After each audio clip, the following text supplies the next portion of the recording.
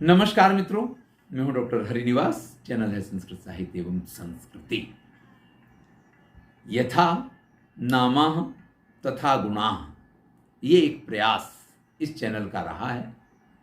यहाँ आपको रामायण से लेके महाभारत से लेके नीति ग्रंथ, वैदिक साहित्य, उपनिषद, स्मृति ग्रंथ और बहुत कुछ ऐसा है जो मिल जाएगा। जब मैंने इस ज्ञान की धारा को आचमन किया तो मुझे ये लगा कि ये सिर्फ मेरे पीने का जल नहीं है। इस जल का आस्वाद जितने अधिक से अधिक लोग कर पाए उतना ही अच्छा है। और अपने जीवन में जो कुछ पढ़ा था, जो कुछ जाना था, जो कुछ समझा था, ईश्वर ने जो कुछ बुद्धि दी, उसके अनुसार जो भी ज्ञान अर्जित किया था वो आप तक पहुंचाने का लगातार प्रयास किया है। मैंने कभी भी इस विचार के साथ विषयों को प्रस्तुत नहीं किया कि विद्यार्थी इसको पढ़ें फिर उनकी समझ में आए, क्योंकि मैं भारतीय ज्ञान परंपरा की पद्धति को मानने वाला हूं। मैं तो गुरुकुल और संस्कृत की पद्धति का विद्यार्थी रहा हूं। हमारे यहां बोर्ड पे ज्ञान नहीं दिया जाता था, हमारे यहां ज्ञान श्रुति के माध्यम से ही दिया जाता था। आप किसी भी विषय को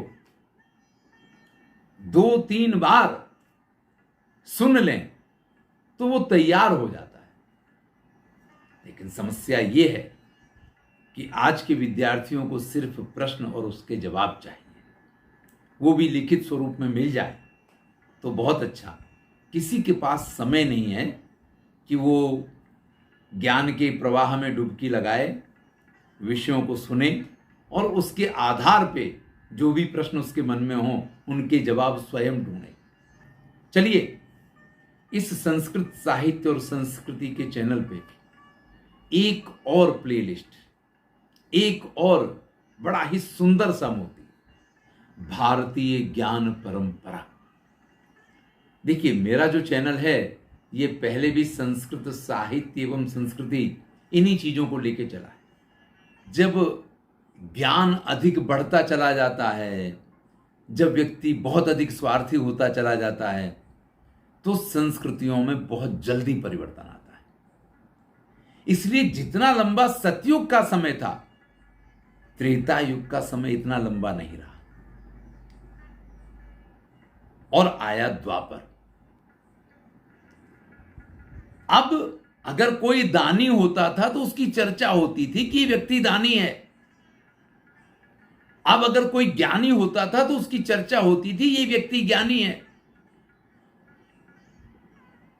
अब अगर कोई श्रेष्ठ होता था तो उसके श्रेष्ठ गुणों की चर्चा होती थी, जो पहले स्वाभाविक हुआ करता था। भाई, दान की जरूरत कब पड़ेगी? विचार कीजिएगा, दान की आवश्यकता कब पड़ेगी? जब कोई दान स्वीकार करने वाला इस प्रकार का वर्ग होगा तब। महाकवि भास अपने स्वप्नवासोदत्तम में भारतीय संस्कृति का एक छोटा सा उदाहरण प्रस्तुत करते हैं। कस्यार्थः कलशेन को मृगयते वासो यथा निश्चितम। भाई, किसको क्या चाहिए मांग लो। और पूरे आश्रम में से एक व्यक्ति ऐसा नहीं है जो अपना हाथ ऊंचा करे कि मुझे कुछ चाहिए। विचार कीजिएगा, आज आप भीड़ अगर एकत्रित करना चाहते हैं तो सिर्फ एक विज्ञापन आप पेपर में देते हैं, सेल, इसके साथ ये फ्री, बस लोगों की लाइन लग जाती। सबको फ्री में कुछ ना कुछ चाहिए, सब स्वार्थी। तो त्रेता से द्वापर युग आने में धर्म के दो ही पैर रह गए, एक पैर और कम हो गया, क्योंकि हम ज्ञान की पराकाष्ठा तक पहुंच चुके थे। उस समय के शास्त्रों ने, उस समय के विज्ञान ने इतनी तरक्की कर रखी थी कि आज हम उस तरक्की की अभी कल्पना कर रहे हैं, अभी हम उन चीजों को कर नहीं पाए हैं। मैं निश्चित तौर पे ये कह सकता हूं। आप कहेंगे आधार क्या? चलिए महाभारत के वीडियो सुनिए आप। मैंने पूरे एक एक विषय को लेकर के वहां वीडियो प्रस्तुत किए, किस प्रकार से देवता लोग विमान में होते हैं, किस प्रकार से राजाओं के पास विमान है, किस प्रकार से स्वर्ग तक की यात्रा की जा सकती है, किस प्रकार से ये सारे कार्य संभव हैं। यानी राम के समय में स्वर्ग जाने वाले शंभू को अगर दंड मिलता है तो द्वापर में ये चीज सफल हो चुकी थी, क्योंकि विज्ञान इतनी तरक्की कर चुका था। देवता इस प्रकार से हमारे वश में थे कि जो हम चाहेंगे वो देवताओं को करना पड़ेगा। इंद्र ने बहुत कोशिश की कि खांडव वन को न जलाया जाए, लेकिन हमारे पास इतने दिव्य अस्त्र शस्त्र हो चुके थे कि इंद्र चाहे बारिश कर ले, इंद्र चाहे जितने प्रयत्न कर ले, लेकिन मैंने अगर आग लगा दी है और मुझे खांडव वन को जलाना है तो मैं जला करके ही रहूंगा। वहां देवताओं का वर्चस्व नहीं चलेगा, वहां वर्चस्व मेरे ज्ञान का, मेरी शक्ति का, मेरी साधना का चलेगा। ये स्थिति ज्ञान की हो चुकी थी। और जब भी ज्ञान की पराकाष्ठा होगी ना भैया, आप महाभारत की कथाएं सुने तो आपको पता चलेगा। महाराज युधिष्ठिर का महल बनता है तो वो सभा इंद्र की सभा से भी श्रेष्ठ थी। जहां पानी भरा हुआ है वहां पे ये एहसास ना हो कि यहां पानी भरा हुआ है। जल को स्तंभित कर दिया जाए और फिर उसके ऊपर रंगोली बना दी जाए, और रंगोली कैसी कि अगर आप पैर रखें तो आप पानी के अंदर चले गए और बाकी वो पूरा पानी जो है आपको प्लेन, बिल्कुल जैसे वहां कोई गलीचा बिछा हो, इस प्रकार से दिखाई दे। जल स्तंभन की विद्या थी। जहां सूखा है वहां आपको जल भरा इस प्रकार का एहसास हो। ये तो बड़ी प्रसिद्ध कथा है। आप ये प्रसिद्ध कथा पे मत जाइए, इन कथाओं के भाव को समझिए। ये एक एक कथा इस बात को कहती है कि विज्ञान किस पराकाष्ठा पे था। मैंने आपसे चाहे शस्त्रों की बात हो, चाहे वास्तुशास्त्र की बात हो, या स्वर्ग की यात्रा की बात हो। स्वर्ग की यात्रा यानी पूरा खगोल, आप इसको समझ सकते हैं। कोई भी क्षेत्र हो, हर क्षेत्र में सभी चाहते हैं मैं और मेरे लिए। परिणाम महाभारत का युद्ध। और महाभारत का युद्ध यानी जैसे रावण की मृत्यु के साथ देवता आजाद हो गए, ऐसे महाभारत के युद्ध के बाद फिर वही बात हुई कि जो कुछ हमारा ज्ञान था, जो हमने सारे रास्ते खड़े किए थे, जो हम स्वाभाविक रूप से स्वर्ग जा सकते थे। आप देख लीजिए एक एक की कथा, उचिरथ की कथा देख लीजिए, शांतनु की कथा देख लीजिए, अर्जुन की कथा देख लीजिए, सभी तो स्वर्ग गए हैं। यानी ये तो ऐसा था जैसे कि अभी आज ही एक वीडियो देखने का अवसर मिला कि जापान 2025 में अंतरिक्ष तक जाने का एक स्पेस शटल जिसमें यात्रा कर सके, इस प्रकार का पूरा कॉरिडोर बनाने की तैयारी कर रहा है, एलिवेटर बनाने की तैयारी कर रहा है। बताइए यहां से वहां तक की लिफ्ट। रावण ने भी ये कहा था लक्ष्मण से कि मैं चाहता था कि पृथ्वी से स्वर्ग तक सीढ़ियां बनवा दूं, लेकिन मैंने उस काम को पेंडिंग रखा। इसलिए अच्छा विचार आए तो पहले कर लेना लक्ष्मण, गलत काम पहले नहीं करना। आप कल्पना करो कि आज से पहले रामायण का ये वाक्य जो है ना, वो आपको सिर्फ एक गप लगता होगा, एक कहानी लगता होगा। लेकिन आज जब अगर जापान इस प्रकार का प्रयास कर रहा है कि यहां से अंतरिक्ष तक उसको एक स्पेस शटल चल सके, इसके लिए वो तैयारी कर रहा हो, तो क्यों नहीं रामायण काल और महाभारत काल में ये संभव था? बिल्कुल था।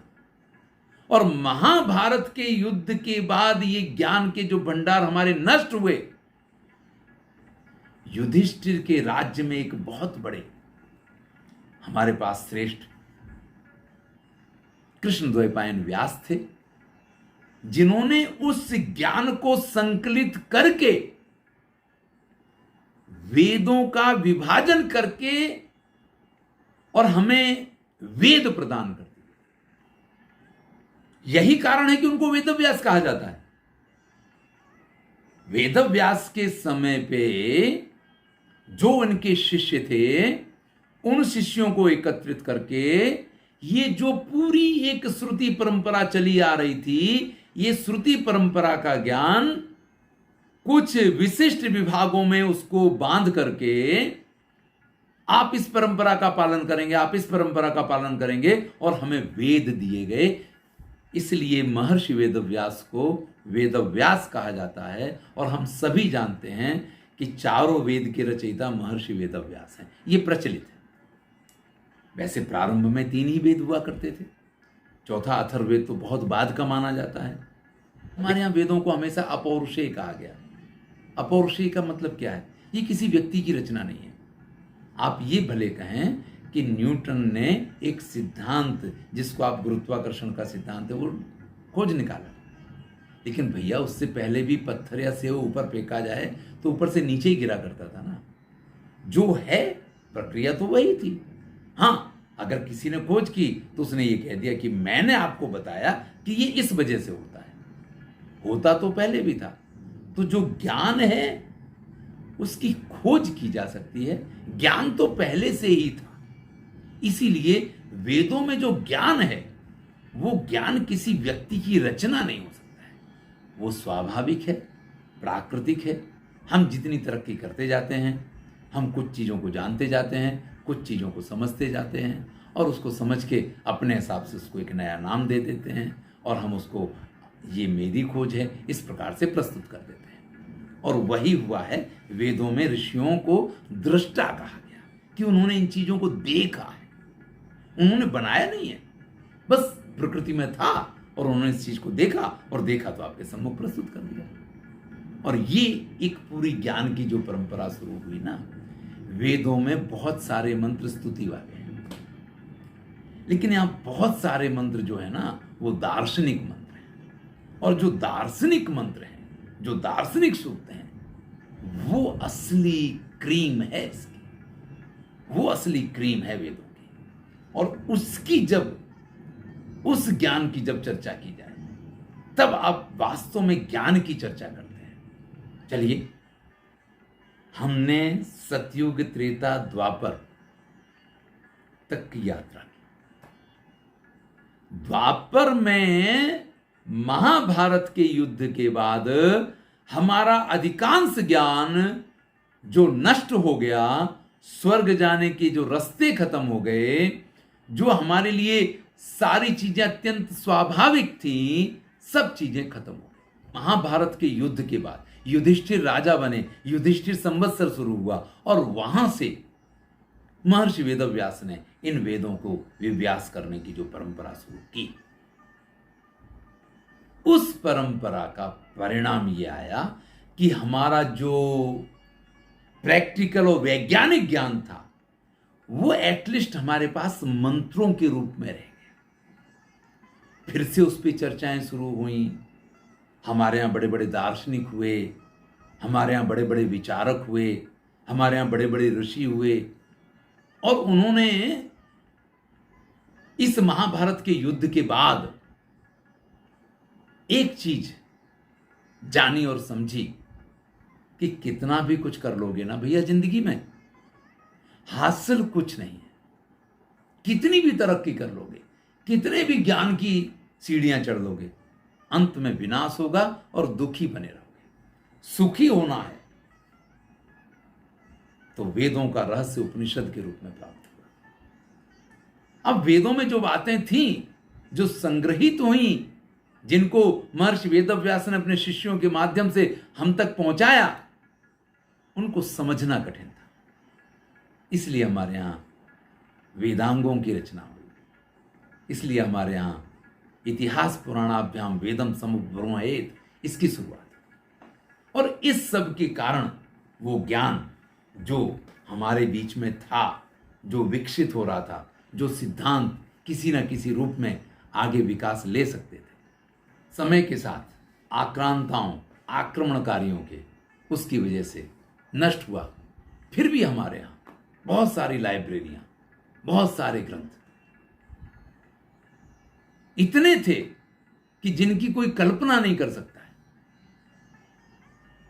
लेकिन इन आक्रांताओं ने लाइब्रेरियों को आग लगाई और फिर भी हमारी ज्ञान की ये धारा अविरत बहे जा रही थी।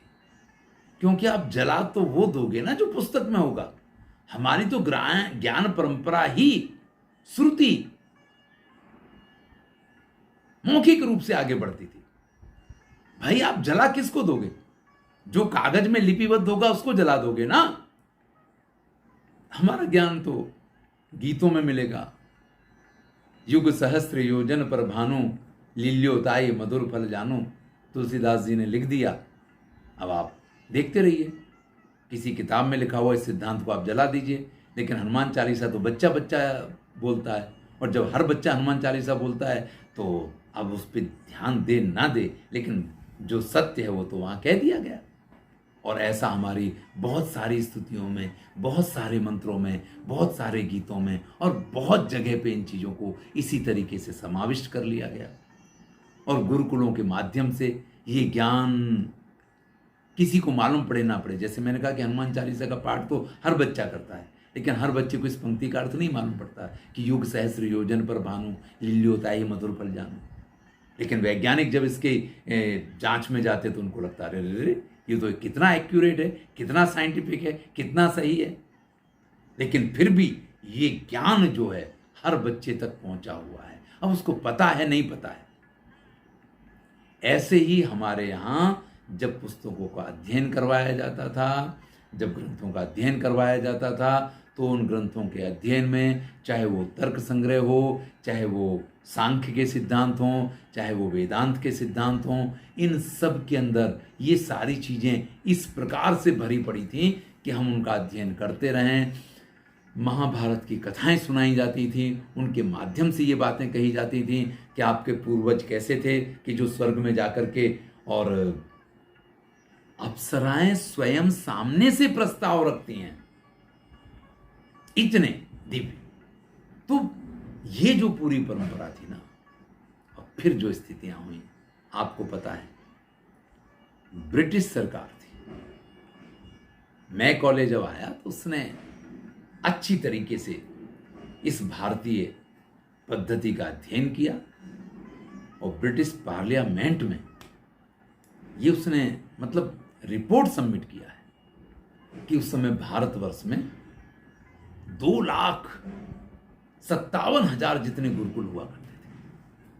आप जनसंख्या का हिसाब देखेंगे ना, तो उस समय की जनसंख्या के हिसाब से ये बहुत बड़ी संख्या है।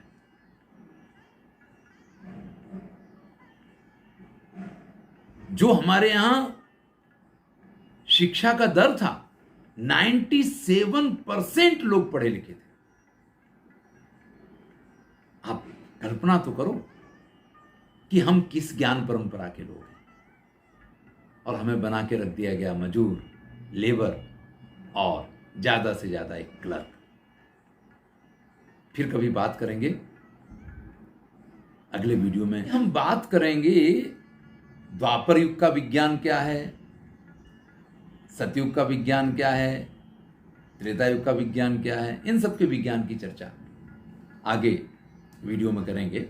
और फिर इस क्रम को आगे बढ़ाते चले जाएंगे, एक एक चीज का अध्ययन करेंगे, एक एक चीज को जानेंगे, एक एक चीज को समझेंगे। धन्यवाद। मैं हूं डॉक्टर हरिनिवास।